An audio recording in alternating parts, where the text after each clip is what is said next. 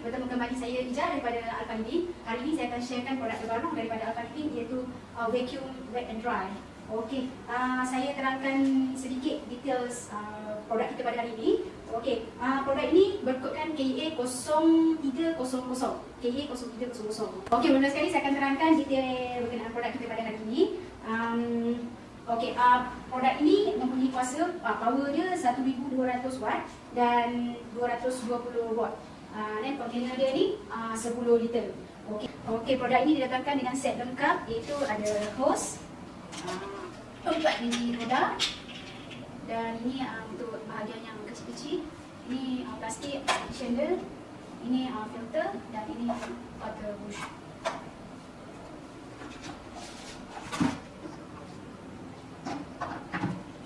Okey, sekarang kita buat demo cara penggunaan vacuum kita pada hari ini. Sekarang kita guna kepala yang jenis flat macam ni.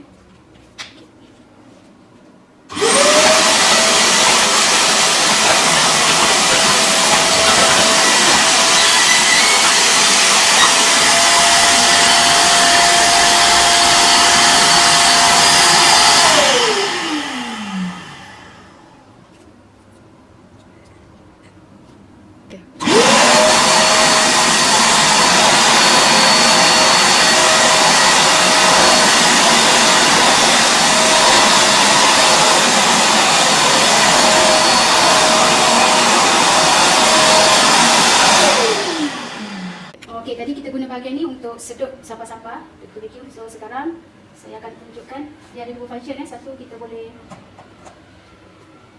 sembuh juga sampah-sampah. Kita tutup dulu ini.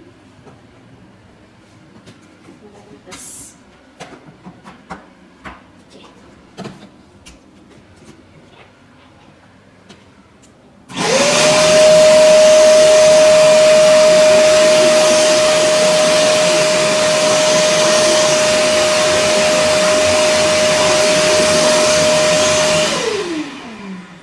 Kita boleh clear dalam sekelip mata. Okey, sekarang kita tunjuk demo untuk menggunakan water brush. Okey, pastikan dia punya lock ni open macam ni, sebab yang ni untuk kita sedut sampah-sampah. So yang ni kita guna untuk sedut air.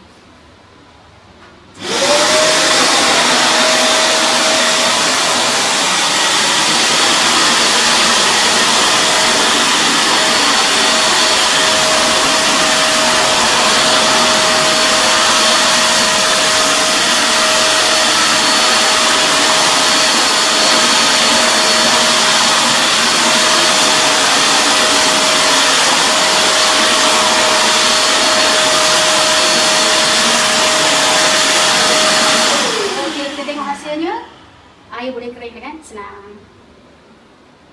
Okey, sekarang kita dah selesai kerja-kerja pembersihan kita. Kita tengok apa yang ada di dalam. So air yang kita sedut, dia ada di dalam ni. Sampah-sampah yang kita sedut tadi pun semua berkumpul di dalam ni. Okey. Okey, jadi setakat ini sajalah demo kita pada hari ini. Jadi jangan lupa dapatkan produk terbaru daripada Alpha Living, iaitu vacuum wet and dry. Kod produk ini ialah KEA 0300. So jangan lupa dapatkanlah. Bye.